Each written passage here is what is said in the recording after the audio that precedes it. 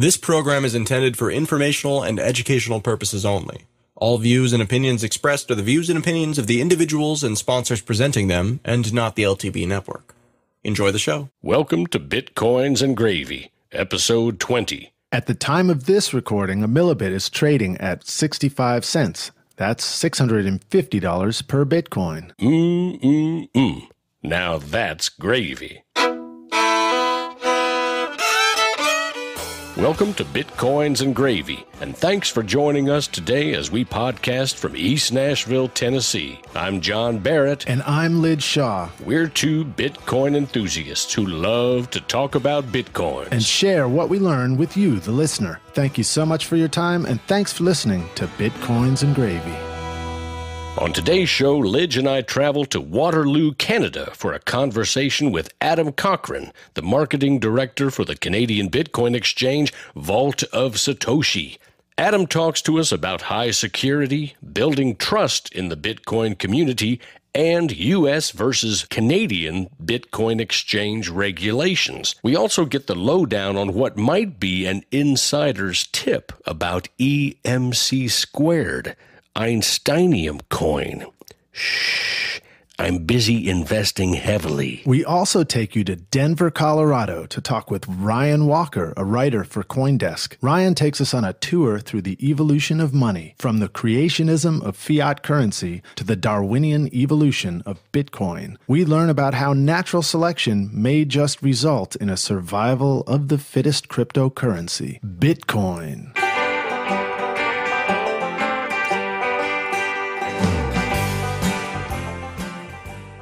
Today, Lidge and I are speaking with Adam Cochran, the Director of Marketing at Vault of Satoshi out of Waterloo, Canada. Welcome to the show, Adam. Thanks for having me, guys. Great to be here. Give us a little background about yourself. I originally went to school for philosophy psychology and started in the world of marketing a few years after that. Started my own little marketing consultancy, which I grew, and working at some major marketing firms, taking on big clients after I sold the assets of my company off, and taught for a while as a staff advisor in Laurier's entrepreneurship program.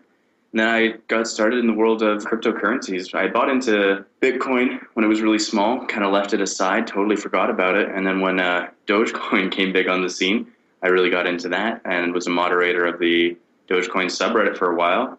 Knew some people working at an exchange in Southern Ontario, started building relationships with them, and eventually they made the offer for me to come on board and help grow this exchange and all the services surrounding it, and been in crypto ever since. Wow.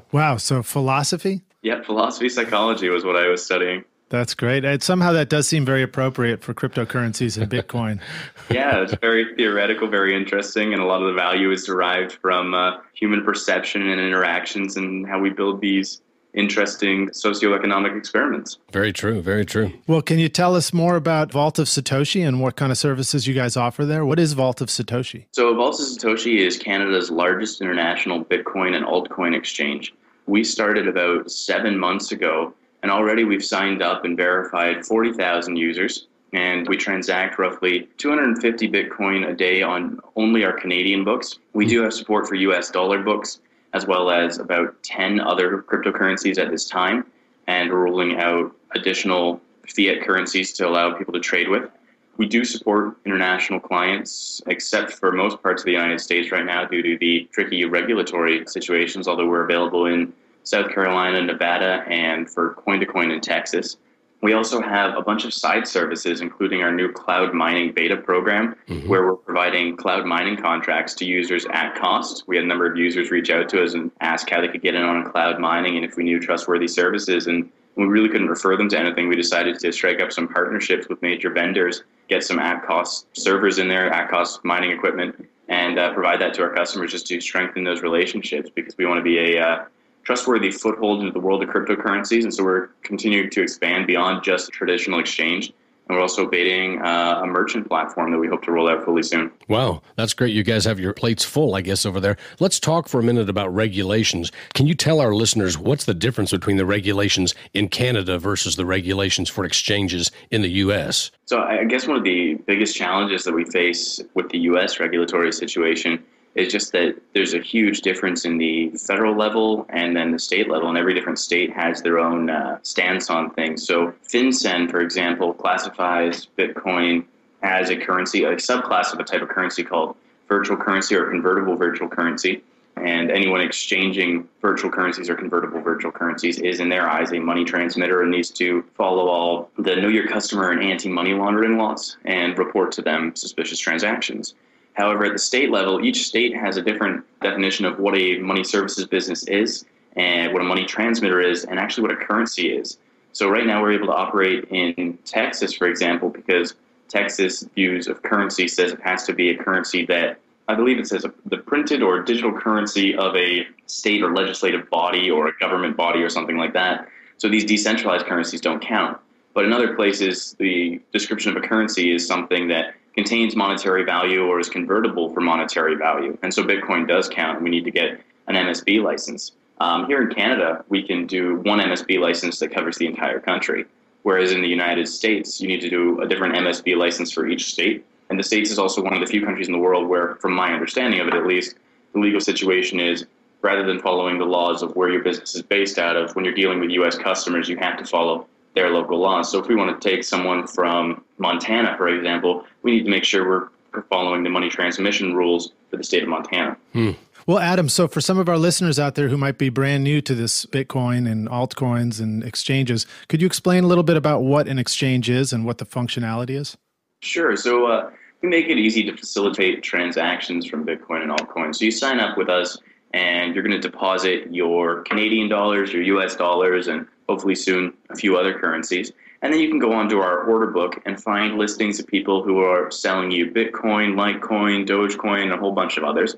And you look at the prices and you can purchase Bitcoin for your US dollars. And what we do is, because the Bitcoins have been transferred into our exchange and held in our wallets, and the fiat has been transferred into our bank account, we hold that fiat. We know that we're making a safe exchange for the users and that the Bitcoin exists, that the fiat exists, and that they actually are changing hands.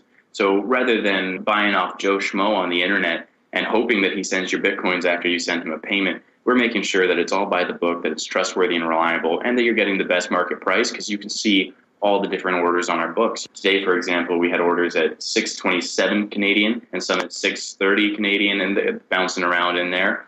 So you can get little bits and pieces of Bitcoin at the best possible price on the exchange. You know, I met that guy Joe Schmo once, and he wasn't all that cool. Right? Man. Just a sketch bag. Well, then there's Joe Cool, right? Right, much better. Okay, so Adam, and then again, for some of our new listeners to this, can you also explain what you mean by cloud mining? Yeah, for sure. So mining right now on a computer obviously isn't very profitable since we've seen the introduction of what are called ASIC mining machines. These are basically high-end computers that are designed very specifically for mining. They have a huge hash rate and draw a very little amount of power. There's huge obstacles into setting these up. They generate a lot of heat. They draw quite a bit of power. They need some necessary configuration. And there's also been a lot of less than savory players in the mining space of selling faulty hardware. So we've established solid relationships with a number of stand-up providers who have given us discount rates. We order in the mining equipment. We set it up in our facility where we've taken care of all the power, all the internet connection, the cooling, and the exhaust, which is actually a huge nightmare when you're dealing with miners. And then we sell the contract onto you. So we'll host it at our facility for a year for one set price. You don't need to worry about the power bills or maintenance. If your machine breaks, we replace parts free of charge or move you onto a working server. We just deposit every week on Friday some Bitcoin into your account based on what hash rate you bought from us. So we make it really simple for the less technical individual to get into mining, or the individual who doesn't want to put huge costs into setting up a mining operation, because the biggest costs in mining operations end up being the maintenance in the facility, getting the electricity in, getting the proper ventilation in there so you're not burning out your units far too quickly. And it's a cost that most people don't really think of when they're just looking at the cost of a miner online. It seems to me cloud mining is controversial. Some people say, it's just not worth it. You're not getting enough return. So can you address that for our listeners who might be thinking about cloud mining? Absolutely. So one of the unique positions about us is we actually offer you it nearly at cost. We actually only have a $40 setup fee on every account. And after that, you are paying exactly what we pay. Ontario has some really cheap power and really cheap rental space, and so we pass those savings along to our users. And we're also negotiating with the mining suppliers to get these renewal programs and discount bulk fees that we pass on to you as well. So while a lot of mining contracts don't work out as profitable from the get-go, we've set ours up in a way that we know our users are at least going to break even, and if not, make a profit. Now, the big thing that depends on how you make a profit is actually where the price of Bitcoin is at. Right. So our mining contracts, their price doesn't fluctuate at all. We have them set, and we say that's what you're going to pay no matter where Bitcoin goes. So if you think Bitcoin's going to go up, or you think Bitcoin's going to stay where it's at, which is the reason you'd probably be buying into Bitcoin anyway, you might be more profitable in getting one of these mining contracts. Because right now, people will punch into a mining calculator with the rising difficulty and say, okay, I might break even at the end of the year. But what they're forgetting is that that's if they assume the price is staying the same. As we continue to see more merchant adoption, diminishing returns in the amount of Bitcoin in circulation from mining, and greater use of Bitcoin in the general economy, we can expect that the price will continue to rise. And that compounding interest actually also impacts your mining. So let's say at the end of the year, you expected to get 1 Bitcoin return from whatever mining rig you had set up. And obviously it's quite a mining rig if you're getting that. At the end of that year, well, that Bitcoin is likely worth more than it is today. I'm not sure what the US price is today off the top of my head, but I know the Canadian one's floating around 630 or something in there. So I imagine the American one's probably just broken 600. So let's say you do the calculations based on that. If you expected your Bitcoin to be worth $600, so you break even on your return, and you end up having it worth $800, well, that's where the profit comes from. So miners need to remember to take into consideration on the mining contracts where the price of Bitcoin is going. Yeah, well, this is very interesting. For a newcomer to Bitcoin, it sounds like they can go to Vault of Satoshi and they have 2 options. They can take their US dollars or whatever currency they're starting from, and they could either purchase Bitcoin directly through an exchange, or they could purchase into a cloud mining operation, and either one might be an excellent investment into Bitcoin. What's the correlation between the two? I guess you were explaining that, but... Well, and also, can you give us a price schedule for the cloud mining? Give our listeners an idea of what they would have to put out? Right now, the cloud mining program is in beta, so you can't actually get to it directly on our website. You have to email me at adam@vaultofsatoshi.com, and we set up all your accounts manually. So right now, we're looking at about $900 for a 150 gigahash contract for the year. Okay.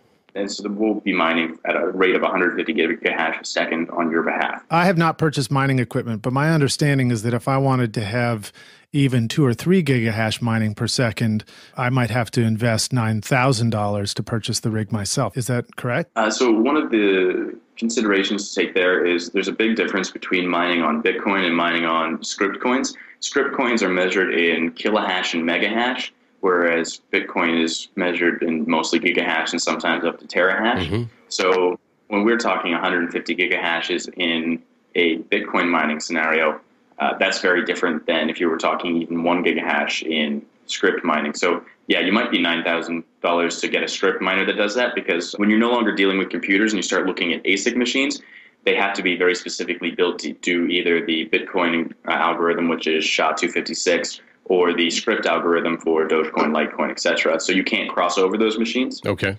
So the 150 gigahash is for Bitcoin. We are rolling out script cloud mining sometime in the future. The script ASICs aren't that common yet, at least at high hash rates. Mm-hmm. So we're actually working with some partners who are going to be shipping them out test units to us ahead of the curve, and so we're going to offer some of those up to our customers. Okay, so for $900 a year, what can someone expect to make, let's say, in the next 6 months? How many Bitcoins, or what percentage of a Bitcoin? Yeah, I'm not sure I can tell you off the top of my head, but I mean, I sat down probably for 2 weeks before we launched this and ran over math for 2 weeks straight doing calculations. We set it up so that our users should always slightly come in above breaking even. Mm-hmm. So I calculated everything on our worst case scenario, that if you gave us $900 by the end of the year, maybe you have somewhere in the bracket of $1,000 to $1,100 or something like that in our worst case scenario if Bitcoin doesn't continue to go up and the difficulty rises at a very strong pace.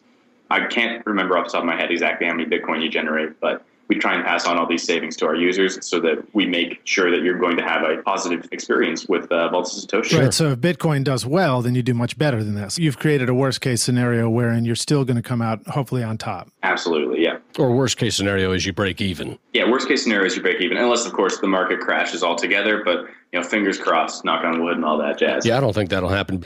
So your exchange, do you actually hold, if I buy, let's say, 10 Bitcoins, are you then holding my Bitcoins, or do I actually have a wallet on the exchange where my Bitcoins are sitting and I can get them out of my wallet anytime I want to? I can control that wallet. I can send and receive to that wallet, or do you all have the Bitcoin there that you hold? How's that work? So the way it works is you'll get a unique wallet address that you can send to, and we know that Bitcoin coming in through that wallet belong to you. They get accredited to your account. We then centralize these into a hot wallet and a cold wallet. So our hot wallet holds about 2 to 3% of the active funds at any time, because we find that's roughly what people are looking to pull out of the exchange. And then our cold wallet, which is actually publicly published so that people can see the Bitcoin that we hold, has the rest of the funds in it, and that's secured at offsite locations and needs multiple people before it can ever be accessed. Tell us about those offsite locations. Can you give us the address? Is that at Satoshi's home where he keeps his vault? Absolutely, and deep underground vaults. We want to know. Tell us about the underground vault and armed guards and all of that. That's exciting stuff. It is kind of fun. We are kind of known as one of the most secure exchanges around. It's been a short 7 months, and we've established quite a strong, even international following and strong brand as taking on a number of the big players in security and transparency. We were the first exchange in the world to implement proof of solvency based on the Bitcoin standard, and we published our full cold wallet so you can audit our funds as well. And all of the cold wallet stuff would need multiple team executives to drive to multiple bank locations in multiple cities to access bits and pieces of the public and private keys, to bring them all together, and then need 2 of them to sign off and authorize the final transaction before anything could be touched with those Bitcoins. So we really take it very seriously, the faith that customers have put in us to deposit their money here. We're a Canadian registered money service business. We have a full location that is insured. There are bars on our windows, security time locks. We operate as if we are any other financial institution that you put your money into. We want to keep it safe and secure. Okay, so this is sounding like good stuff for the next Dan Brown novel.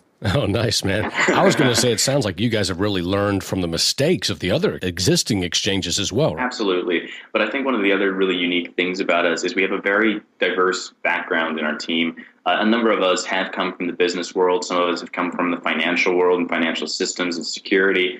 We've got legal advisors. We take this seriously. We've seen a lot of Bitcoin companies pop up. They're awesome guys, but at the end of the day, it's just a 1 or 2 man operation, usually with a tech background. Let's talk about those 1 or 2 guy operations, and let's get your opinion. Now, you don't have to give me your opinion, but we would love to know, what do you think of Cripsy? What do you think of BTCE? Can those be trusted? At the end of the day, it's not really for me to comment on other exchanges or tell you what you should or shouldn't trust. At the end of the day, I feel that users, at the very least, should be critical of every exchange. And I encourage them to be critical of us as well and do their research. Decide what makes you comfortable, but research all the exchanges. See what options are out there in security and transparency. Decide where your trust level lies. Decide what you feel is sufficient enough to protect your funds and your livelihood, and then go with that. Okay, so maybe you can help our listeners. How do they test to find out if Cripsy and BTCE should be trusted? They don't know they have their Bitcoins there or their altcoins there. What are some questions they can ask? What are some ways that they can find out about these exchanges and decide to keep their altcoins there or to move their altcoins over to you all? Yeah, that's what I was going to ask. Same question. Do you guys offer on your site some way to help people understand how they can see the transparency of it and the security of it? Yeah, for sure. So we've been moving really fast, and I need to get more information on our website because, it seems every day we're building a new product rather than writing about it.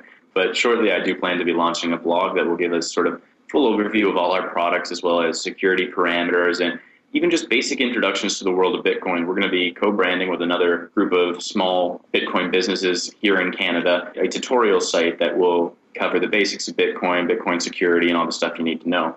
But whenever you're dealing with a service, especially an exchange where you're trusting them to hold your funds for you, you want to be asking things like, well, why don't you guys implement proof of solvency?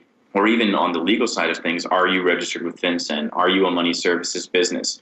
As part of the money service business, both in Canada and the United States, we're required that when users sign up, we get government-issued ID from them, a proof of residency, and if they want to do high-volume trades, we sometimes even need to get pre-authorized debit agreements and letters from their local bank manager saying that their accounts are in good standing. We're facilitating financial exchange cash transactions that far too often can be used for money laundering. So when businesses don't ask that, that's a sign that they might not be doing things by the book or might be floating through this gray area that we're seeing in Bitcoin regulation, where sometimes It's unclear whether Bitcoin needs to hold itself to this rigorous standard when being exchanged between Bitcoin and fiat. Rather than operate in a gray area, we're never going to take risks at having client finances seized by a government investigation.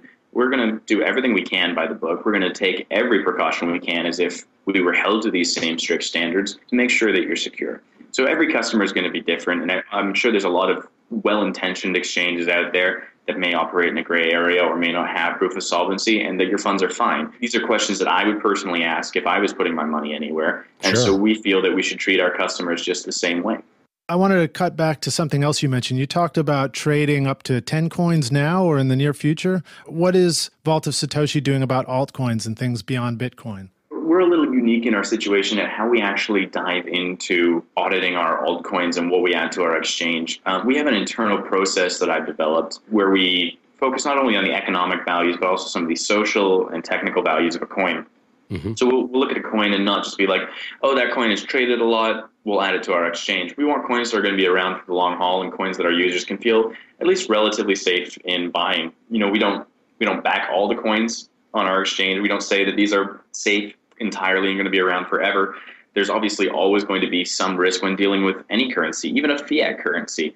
But we try and mitigate some of that risk and look for coins that have unique value propositions, strong communities, and stuff like that. So we have a watch list that we put most major altcoins on. I've developed a process for scoring and auditing these altcoins. And when they pass a certain score on the basis of my scoring model, we have an internal discussion about them, give them one more manual review, and then we would implement them into the exchange.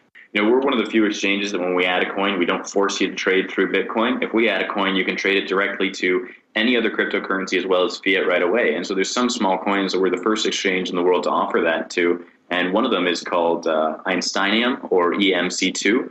And it's a coin that takes 2% of everything that's mined on the blockchain and puts it towards science research and education funding and stuff like that. And it's a registered nonprofit here in Canada. And so we were happy to partner with them and throw them on the exchange. That's great. Does Gridcoin do that same thing? And do you all offer Gridcoin?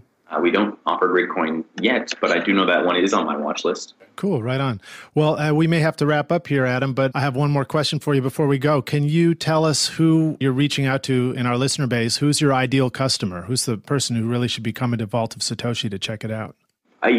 We are rapidly expanding back into the U.S., where I imagine a lot of your listeners are. And so we look forward to aiding that user base. But I think at the end of the day, any customer who trades with Vault of Satoshi is one that appreciates a level of trust, transparency, and customer service that's unparalleled.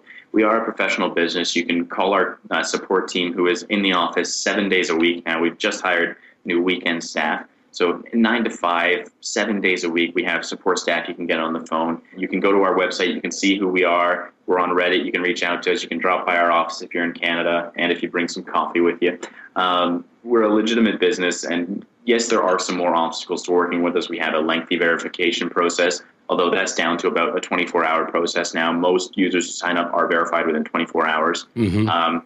We do have a 1% trading fee, which some traders see as high. But we also lead in trust, transparency, innovation, and customer support. So when you want to deal with professionals, when you want to deal with a real business, when you want to deal with someone that you know is going to do what's right by their customer and always put their customer first, then you come to Vault of Satoshi, and we try and build those real relationships in the world of crypto.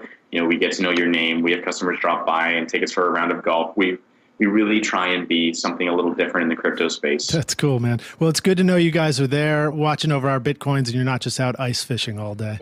Absolutely. Hey, you know what? I think that just listening to you speak, I really feel like I'm going away with a lot of trust in your company, and I think that's really important. I think trust, of course, is built over time. I'm sure you're doing that. I have to talk to our listeners here for just a minute and say, hey, if it comes down to Cryptsy or BTCE or Vault of Satoshi, if you have a choice, I would say go with Vault of Satoshi, because I gave the same warning out even before we ever started our show to friends and colleagues about Mt. Gox, saying if you have more than you're comfortable losing there, you better get it off, right? So the same thing with Cryptsy and BTCE. I'm not here to say anything bad about them. I'm just here to say that, the same thing is true in terms of a lack of transparency with BTCE and Cryptsy as was true with Mt. Gox, even more so because we don't really know exactly. I don't think we know as much about BTCE and Cryptsy as we do about Mt. Gox. So I just put that warning out there to people. If you really don't want to lose more than you can afford to lose, you might consider Vault of Satoshi or any company that is proving itself as trustworthy. We definitely appreciate that endorsement, and we always try and do what's right by our customers. So, we are a young exchange, but we feel we're shaking up the place. We get mentioned in the discussions with all the big players who are still 10 times our size because we are something different, and we're excited to continue to build those relationships. We encourage customers to reach out to us. We actively take their feedback and put it into our exchange. And if customers are looking to talk about new features or get a better understanding of security, they can call up our office and talk to our support team, or even ask to be put right through to me. If I'm here, I'll answer calls. There's no screening. We're not going to turn you away. We want to engage and have these relationships. Okay, that's wonderful. Can you reach out to our listeners right now and tell them how they can find you guys and how they can reach you? Sure. So you can check us out at vaultofsatoshi.com. You can email me at adam@vaultofsatoshi.com. You can reach our support team at hello@vaultofsatoshi.com, or you can give us a call at 1-519-757-0101. And that phone number actually works, because I called it a couple of times and someone actually answered the phone really quickly. I was very impressed. Well done.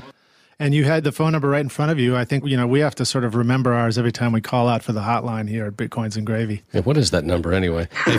Hey, Adam, thank you so much for spending time with us. This was great. Thanks for having me, guys, and keep up the great work with your show. Definitely exciting stuff, and can't wait to hear more from you. Yeah, thank you, Adam. I hope you guys get some green leaves on some trees up there pretty soon. It's starting to warm up a little bit. Nice. Thanks, man. Cheers.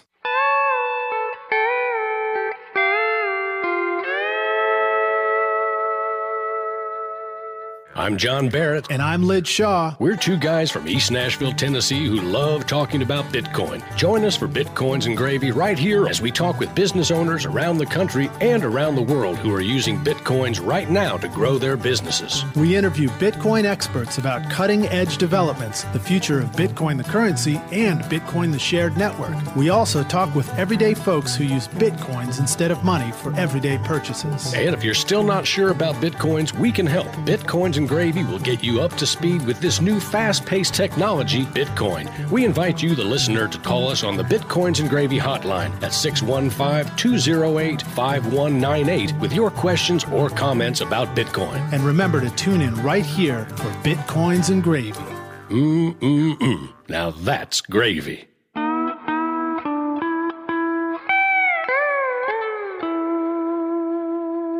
Lidge, a call came in yesterday on the Bitcoins and Gravy hotline. Chloe from Ann Arbor, Michigan says, "Hey guys, I love your show. Have you guys ever thought about doing a video podcast?" And Chloe, the answer is no, we haven't, because we're both hideously ugly. But thanks for your question, Chloe, and thanks for calling in on the Bitcoins and Gravy hotline. And here's a weekly reminder to keep those video submissions coming in for the Ode to Satoshi music video contest, where you have a chance to win 0.25 Bitcoins. That's right, that's 250 millibitcoins. The contest ends soon. Well, we're not sure if it ends soon or not. We haven't set a deadline, but sometime over the next couple of weeks, we will. So keep those video submissions coming in for a chance to win. And if you have any questions, just call us on the Bitcoins and Gravy hotline or email us at howdy@bitcoinsandgravy.com. John, we also want to follow up last week's show with a disclaimer. I read an excerpt from the National Report that claimed to quote a study commissioned by Halliburton debunking solar energy. As one of our attentive listeners pointed out, the National Report is a satirical news site like The Onion. So it turns out that Sarah Palin doesn't actually think the sun will die out in the next few generations. Phew, that's a relief.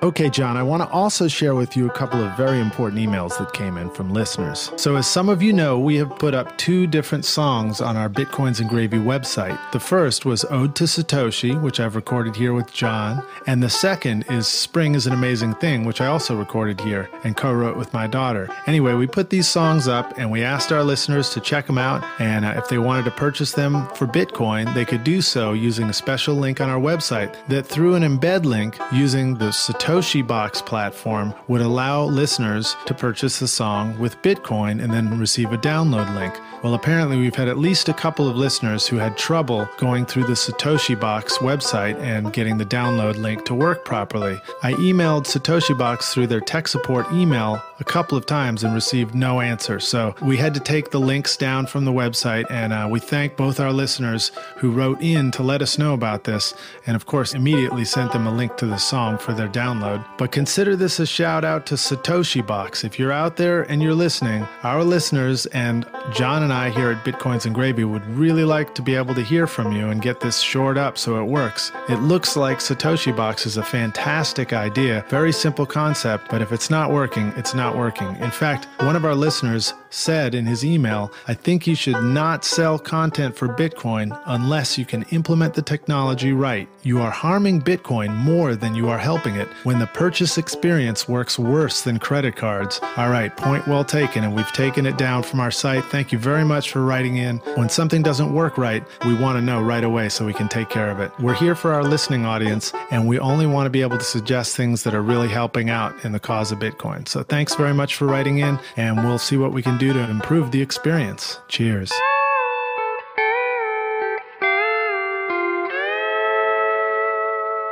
On today's show, we are pleased to welcome Ryan Walker from Denver, Colorado, an author on CoinDesk who authored a fantastic paper called On the Origins of Money, Darwin, and the Evolution of Cryptocurrency. Welcome to Bitcoins and Gravy, Ryan. Thank you very much. Thank you very much for having me. It's a pleasure to speak with you today. Ryan, welcome. This sounds intriguing. Tell us about this article, man. Yeah, it was pretty fascinating. Tell us about the evolution of this theory. Well, it's interesting. First and foremost, I don't have any kind of formal background in biology or evolution. In my college days, I studied economics. But it was around the time where I started to understand and really get Bitcoin and the blockchain and all of this technology. I was actually reading some books by Bill Bryson, A Short History of Nearly Everything, a good scientific book, and then also some Richard Dawkins. Neither of them is really focused on evolution, but they discuss it off and on throughout those books. So, that was already planted in my brain. And when I really started to learn about Bitcoin and the blockchain and this technology, I dug into it and I kind of had a couple aha moments. That's one of my favorite things right now about Bitcoin is that people talk about things throughout history, where were you when? Sometimes they're bad things, where were you when Kennedy was shot or Pearl Harbor? Sometimes they're fun things, where were you when, I don't know, men landed on the moon or, the Beatles first played the US. But I'm finding a lot in this community that people are talking about where were you when you got Bitcoin, right? Or what was it that did it for you? Yeah. By the way, I can tell you I was not at Shea Stadium when the Beatles played the U.S. I also, I wasn't born yet either, so I definitely wasn't there. But I can give you a little bit of trivia. I have recorded the band Barry and the Remains here at the Toy Box Studio, and they opened for the Beatles at Shea Stadium. And I have a book of theirs right here on the shelf. Oh, wow. Oh, interesting. So back to Bitcoin and the evolution. Yeah, of course. We could totally diverge onto this music thing for a while. So one of the things that really kind of tipped me off and got me buzzing about this whole thing was actually a lecture by Eric Voorhees. He's one of kind of the first evangelists, if you will. I think he's CEO of Coinapult. Mm-hmm. We like Eric. He gave a lecture in 2013 that's on YouTube, and I'm like the only one who gets excited about this thing, I feel like, because I try and share it around. But he talks about, the traits of money, and he really questions that and asks the question and shares, what are these characteristics? What are these traits of money? And recently, Wences Caceres, the CEO of Zappo, actually gave a similar lecture that's getting a lot of traction. And when it was put in those terms for me, it made a lot of sense. And I started to try and think about, not Bitcoin, all this meta stuff, but just Bitcoin as a currency. Is it an improvement? And then as I started writing the article, I started exploring myself more and more, what makes money what it is, and started to, make some realizations myself about not only the traditional traits of money, but what I believe are kind of the new traits of money as well. There were some great quotes on your article here. You're talking about Darwin and his study of the theory of evolution or his creation of it. And the quote is, Darwin received royalties that were most likely paid in British sterling. Did he know that the very currency by which he was being compensated would one day be subject to his very theory of natural selection? And I think that it's an interesting point to think about that. The money we spend, why do we have faith in it? Why do we trust it? Money is so important to us. It's part of, every transaction we make. We spend much of our time working or trying to earn it in some way. But we kind of have this just given trust. And a lot of what I actually do in my own work is I work with companies and organizations trying to improve things. And one of the biggest things I do as a consultant, as like a third party, is come in and really just ask the simple question of why. Why do you do things the way you do? And, when you ask that question, what do you think is like a common response from people? Because that's how it's always been done. Exactly. Yeah, that's the way we do it because that's what was done before. And that's how I was trained when I came in here. Or because that's the right way. Yeah. Or those are the rules. You got to follow the rules. Yeah. Exactly. And it's all kind of this same idea of, we do it because that's the way it's always been done. And kind of epiphany for me, actually, going back to that Eric Voorhees video that I watched, his lecture, was that here I am. This is something I actually do for a living. And it's one of my favorite parts of my job is helping people challenge those concepts. And here it is put in terms of money, right? Like something so important, so critical, such a fiber of society. And I really kind of felt silly never having really stepped back and asked this question of myself. And when you put it in that context, I think it really resonates with people. So can you explain to our listeners the correlation between the Darwinian theory of evolution and your proposed theory of evolution of money? Absolutely. So Darwin came up with the concept, the theory of natural selection. And natural selection actually is a process where over time, specific traits, they basically become better. There's variation in a population of animals, and certain traits basically rise to the top. And it really embodies this idea of survival of the fittest. The strongest, the fastest predators survive. The weaker animals die off. And over time, this really is the foundation for evolution. Now, does that apply to the Guinness in my black and tan too, rising to the top of the bass ale on the bottom? Oh, man, he's really stretching here. Well, a couple of those will lead us down a whole other, we'll probably start talking about music if we get into that again. What Darwin did, though, was when he presented his theory, he really showed, rather than natural selection, so natural selection is blind, right? It means that you put something out into the environment or, animals are having these variations and their traits are competing in the environment. And it's really this give and take between the environment that depends what traits move forward into these species. And really with his theory, he had to step back. He couldn't prove natural selection.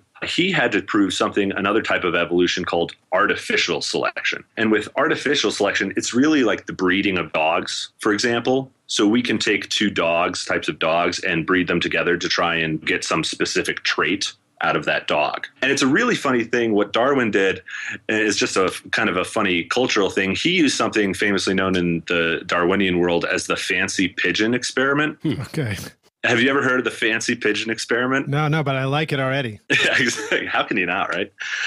So the fancy pigeon experiment was, at the time in England, there was this thing with like fancy pigeons as pets, and they would kind of breed them to get these unique characteristics out of them, right? And they're like very regal, you can imagine at the time, even like some of them had these like puffy chests and some of them had these like frilly heads, and they were all different colors. And it was kind of like a thing. And so Darwin realized that the way they were breeding these pigeons, they were all actually from the same pigeon species. They were all originated with the rock pigeon. Okay. And what Darwin realized he had to do was breed these rock pigeons in a way to show variation. Because you got to remember, at the time, the popular belief was that species were perfect. They were designed this way. And if species were perfect and they were designed that way, there'd be really no variation between them. Every one of them would be the same. They didn't have DNA at the time, but the genetic coding would have been the same. It would have been like a cookie cutter. So Darwin had to show that over time, you could breed these pigeons to look differently.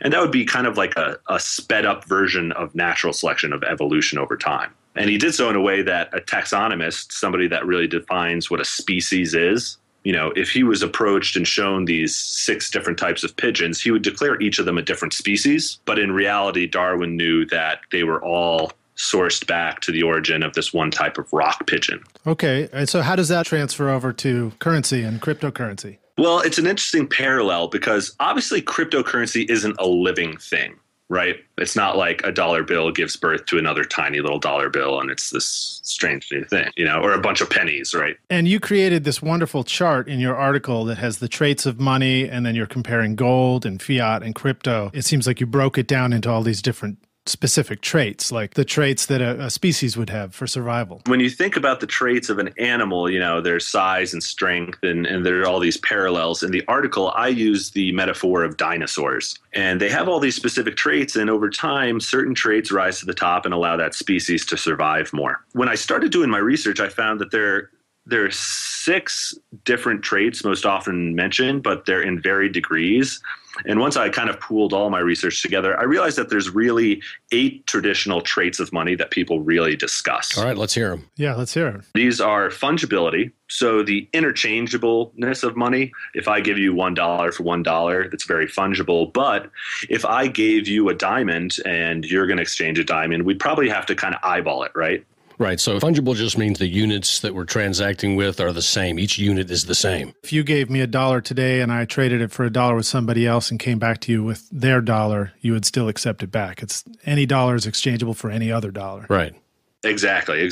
And then another common one is non-consumable. So we don't use oil or food for currency necessarily. We buy them with currency, but those are consumable and that can change. And Ryan, should we also show how you rated each of these gold, fiat, and crypto pertaining to each of these traits as we go? Absolutely. We can. And you know, this is on CoinDesk too. So if there's a listener on here that would want to follow along, the chart can be found on the CoinDesk news series. Okay. Yeah, and we'll have a link to that in our show notes. But again, the title of the article there on CoinDesk, On the Origins of Money, Darwin, and the Evolution of Cryptocurrency. All right, let's keep working through the list of 8. I'll work off of table 3 in there because it really lists all 3 and it'd be good to just cover them all at once. So fungibility, with fungibility, gold is very high, highly fungible.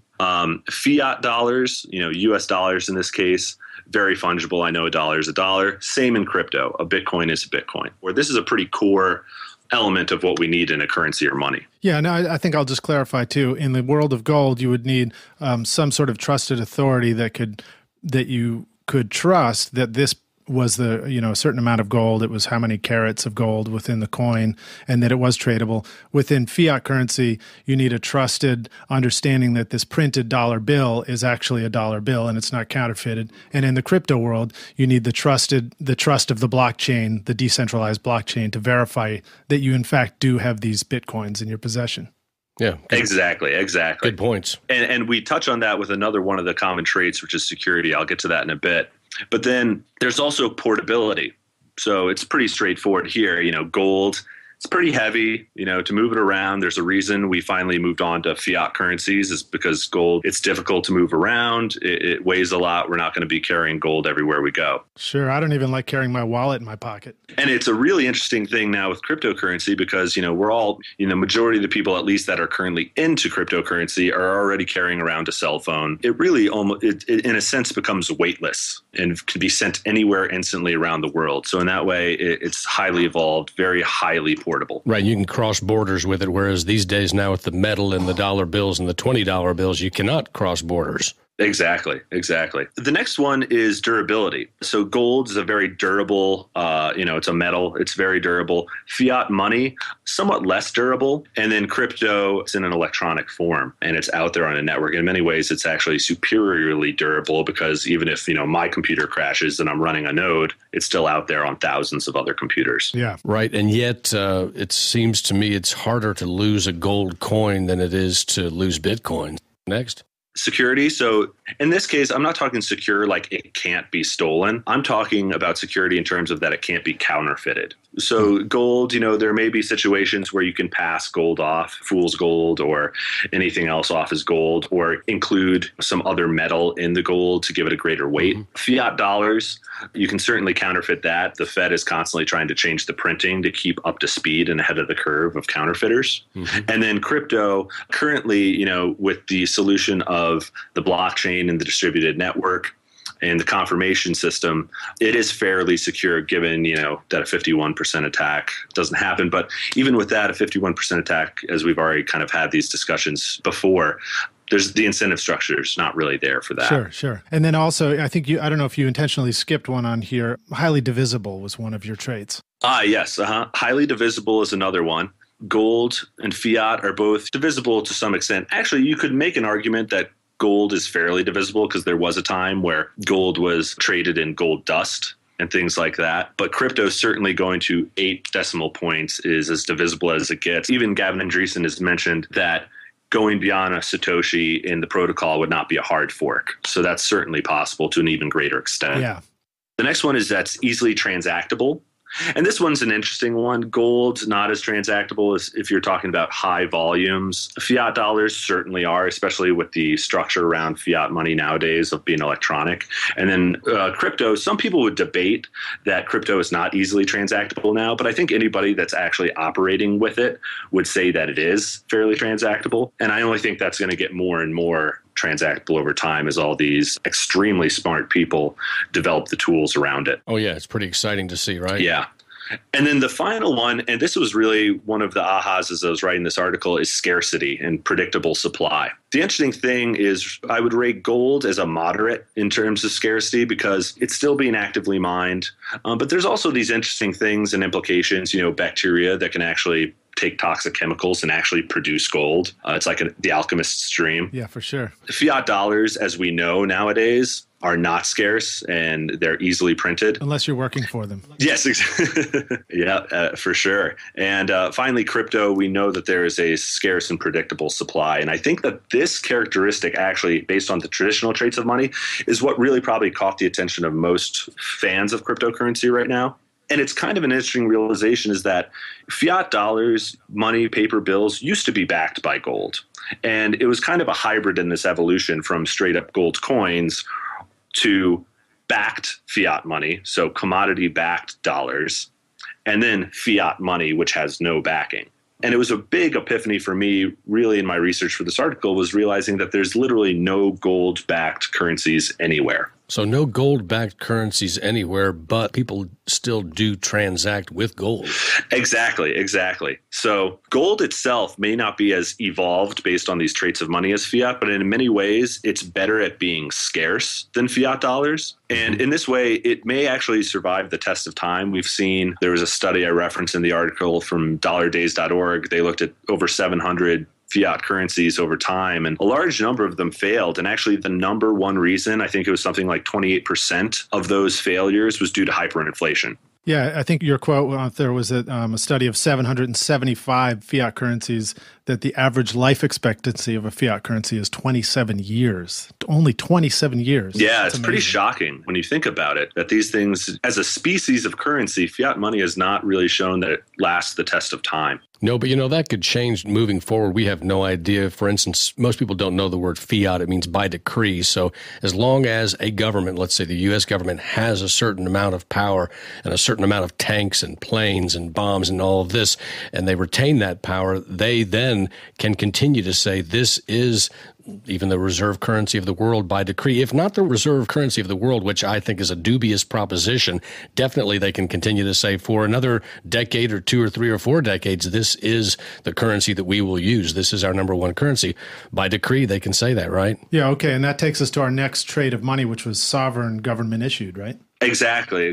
And in looking at these species of gold fiat monies, I realized that gold is really just a resource. You mine it, you own it, and now you can transact with it. Whereas fiat came from a central place, and there was only really one type of gold money, but there's this explosion of fiat currencies. And I realized that there's something different about this that's a trait of money that's causing this explosion in this species of money, of fiat monies. And I really realized that it was sovereignty. And it's a trait that's not really given much weight or consideration, but I realized this is really a trait of money. It's either from a sovereign entity or not. And that's really been one of the things that has led to this explosion of fiat currencies. Yeah, sure. That and the ability to print nice artwork on the bills.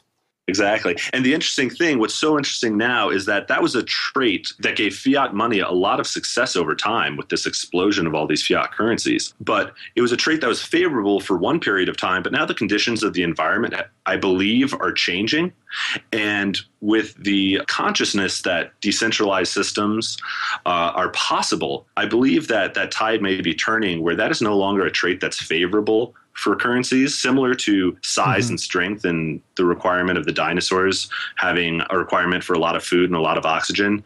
When the comet hit, their food supply was wiped out, and they, as a result, were wiped out. Whereas other creatures that lived in fresh waters that didn't need as much food or oxygen, they survived. Well, you know what? It reminds me of Rachel Carson, the famous biologist. They just paid tribute to her, I think, on the Google homepage. She was one of the very first ones, I think the very first one to come out and say, look, DDT is really bad because what it actually is an estrogenic chemical, which means that, according to her, DDT had the potential to disrupt sexual differentiation in exposed animals. She was criticized roundly by a lot of people because DDT helped slow down and stop malaria spreading around the world. But she was talking about the worst things that DDT could do and how DDT was actually morphing us and actually changing us and evolving us into something that we were not meant to be. The reason I bring that up is because I think it's interesting with digital currencies that we're just at the very beginning, as I always call it, the dawn of the age of digital currency. We have no idea really moving forward in this evolution, what is coming next over the next 10 years. It's going to be really interesting, I think. Yeah, sure. And Ryan, when you're talking about dinosaurs and their extinction and the KT comment in your article, you were talking about how, meanwhile, the majority of land-based species disappear and their greatest strengths have become their greatest weaknesses. Exactly. And that was kind of through the process of writing this, I realized that it's really this sovereignty, this centralized sovereignty that, although it led to this explosion in fiat currencies, and it was something, let's be clear, I mean, it was something that was necessary at the time. It was a good thing at the time. But as those currencies evolved to be basically, they lose their scarcity, that may prove to be an issue for them. And now being a centralized sovereign currency may not be something that helps them compete in the future. And as we become more aware of these decentralized systems, that may start to pull some of the favor. Yeah. You know, and looking at this, you have the sovereign trait listed here as government issued. Gold scores low, fiat scores high, and crypto, Bitcoin, scores low.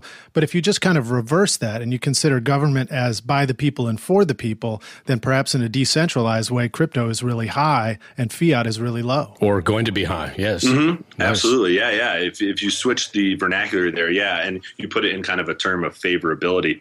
I think the interesting thing, and I struggled with this when building the table, is that, you know, sovereignty was favorable at one period and may not be in the future. So it's kind of either way you look at it, there's a positive and a negative. Nice. Sure. And so what was the next trait on here? We have decentralized. So we have decentralized. So that is clearly the next trait. And it's important to recognize that it's not something that currently gold or fiat are capable of. And I can't predict the future of technology. I don't know if the government may somehow in the future be able to come up with a decentralized fiat currency, who knows? But it's certainly possible. So those are low. And then the final one is really what I tried to define as smartness or programmability. And the money itself, gold and fiat dollars inherently, they are not programmable. There are peripheral systems around them that may give them some functionality. But here we're talking about something that's truly another species. It is cash. It is currency that can be programmed in a way that it takes on other potential attributes or represents other forms of value, which is really a stark difference from the traditional monies. Right, another species that is evolving itself rapidly, right? We don't even know what's coming down the road the next month or the next 6 months with all the new Bitcoin startups and all the new altcoins and their potential. Yeah, it's a smart species. You called it the smart trait. Yes, exactly. And you couldn't have said it better, John. This is where it's really starting to get interesting and where we're seeing this, what I called hyper evolution in the crypto space, where, there's so many altcoins out there. And I'd be interested in doing another deep dive on this, strictly on the species of crypto and understanding what are the traits out there. Because, right now the traits are the algorithm that the mining protocol is being built around, or the amount of distribution, or the pre-mining of it, and things like this. And I really think that is going to be, as crypto becomes more prevalent, I think that'll be an exciting space as we release these altcoins into the wild and see which ones win out based on what traits. Oh my goodness, it exhausts the mind just thinking about comparing 1,000 altcoins to each other in your traits of money chart there. So as Bitcoin evolves and moves forward, and you've got all these traits that have the cause of extinction of previous forms of money, what do you think are some of the conditions that might cause an extinction of a cryptocurrency? For example, could the regulation or bad press be the K2 event for Bitcoin? Or did it just survive Silk Road in the December crash and Mt. Gox and it's still breathing? Oh, don't say that, Lidge. I hate to even think about the de-evolution of cryptocurrencies or Bitcoin not existing someday. It makes me sad. I think we should end the interview. I don't want to talk about it. Well, I'm trying to put a positive spin on it. Here we are with this smart, attributes to currencies, and we're going to see them take on evolving traits that cause it to rise to the top? Okay, I get it now. Okay, let's hear your answer. Well, I think that's a really good question. And I think that it's important to recognize that also that it is not only the traits themselves that lead to survival or evolution. It is also the conditions of the environment, right? It's how these traits interact with the environment and survive that changing environment. Just as we go back to the dinosaurs, strength and size was great at one point, but that comet hit and they didn't have a lot of food and they died off pretty quickly. So the environment is just as volatile right now as the currencies are. And we're just trying to figure that out. I think that certainly there will be space in the future of these cryptocurrencies for alternative coins that fill different niches. I think this idea of, these currencies becoming memes and people tying their values to them is certainly a big possibility. And that leaves a lot of room for a lot of different species of cryptocurrency to exist. It's funny because people are constantly questioning digital currencies and constantly questioning Bitcoin. And yet you look what's going on in the world and you look at the other currencies, you look at the euro, you look at the yen, you look at all of these, and they're in a lot of trouble. But no one really wants to talk about that just in common conversation. It's funny. Yeah. And the interesting thing is, evolution is a long game. Right? It is generation after generation. And we're really just seeing a snapshot. Our life experience is just a snapshot in time for a lot of these currencies. But as you say, with cryptocurrency being on the precipice of this, we're on the precipice of this evolution into a new currency. And you have to recognize that some of these traits of money are more important than the others. And I really think that this scarcity issue is a big indicator that goes across gold, fiat, and cryptocurrencies. And it really leads me to believe, the more and more I think about it, that gold really has more of a chance than most of these fiat currencies of surviving in the long term. Oh, I think so. Absolutely. Gold and silver. Yeah. The scarcity directly correlates to value too. Absolutely. Exactly. And we kind of live in this world now where we're all dependent on these fiat currencies, but you know what? The rug was pulled out from those, and that scarcity was basically, it was there for a long time, and then they disconnected gold from it. And now the dollar is the standard, and most people just go about their lives as if it was the same because it already had achieved that network effect. It's almost like domesticating a dog and then releasing him into the wild, and then all of a sudden you realize, oh, he can't feed himself. Not a good thing to do. Yeah. Well, Ryan, on that note, let's wrap up and say thank you so much for joining us here on Bitcoins and Gravy. I love hearing all about these traits of money and all the differences and the ways that they're evolving and rising to the top. It's pretty fascinating stuff. And it's also fascinating to think that, as you described evolution being a long game, here you're describing something that has happened since Darwin came up with his theory to now the present. The evolution of Bitcoin and cryptocurrencies. Yeah, I think you walked us through it really well, and I think our listeners probably really appreciate this look into the evolution of money. That was great. Oh, I was going to say, most importantly, is I'm pretty excited about delivering this next podcast to our listener base through carrier pigeon. Oh, no. Exactly. The problem is he's serious. That's the problem. I wouldn't put it past you guys. Well, I really appreciate you guys having me on. It's been exciting kind of putting this article out there. And I'll leave you guys with this. I learned part of the fun of writing this article was learning all this stuff about Darwin as well. And I found out in my research that Darwin actually collected species on his famous trip over the course of 5 or 6 years, but he didn't really come up with this theory till years afterwards. And he describes the moment where he started to really put it together, the idea of natural selection and evolution, as mental rioting. And he said he was mentally rioting because he had all these enormous ideas and he was kind of frantically and manically writing notes down and coming up with this. And I feel like it's a great metaphor to what a lot of people are doing right now in the cryptocurrency space when they learn about Bitcoin and cryptocurrency. There's a lot of mental rioting going on. So I appreciate what you guys are doing, getting the word out, and riot away. Right on, man. We'll keep up the good blog rioting too. Riot away. And yeah, Ryan, can you tell our listeners how they can find you? Oh, absolutely.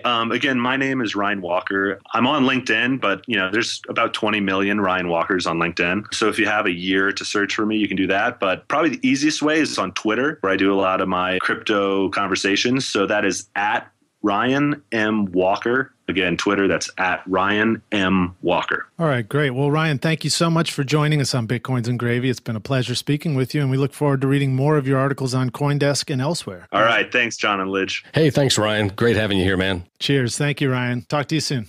Bye. Bye.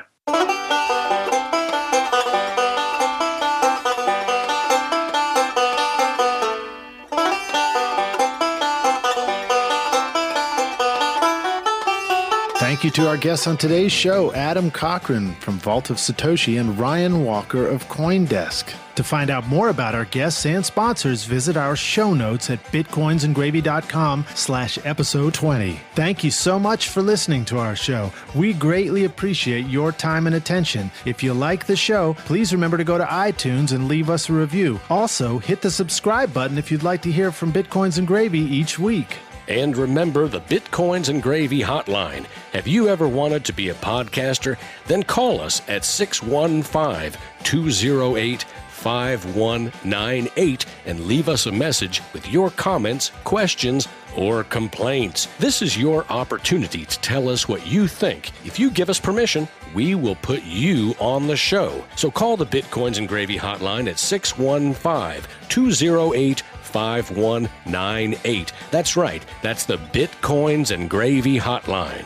And of course, we offer a number of ways for you to download all of our past podcasts. You can go to letstalkbitcoin.com or directly from iTunes, or you can go to our website, bitcoinsandgravy.com.